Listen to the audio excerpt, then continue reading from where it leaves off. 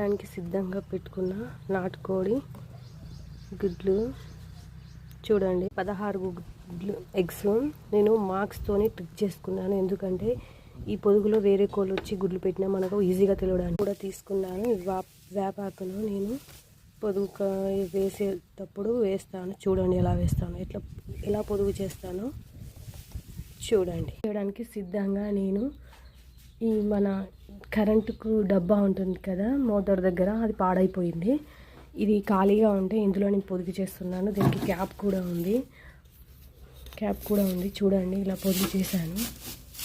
పొదుగు ఇలా చేశాను నీట్గా.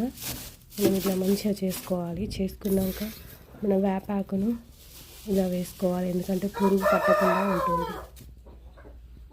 ఇలా బాగా చేసుకున్నాను చూడండి. ఇప్పుడు నేను ఎగ్స్ పెట్టేస్తున్నాను.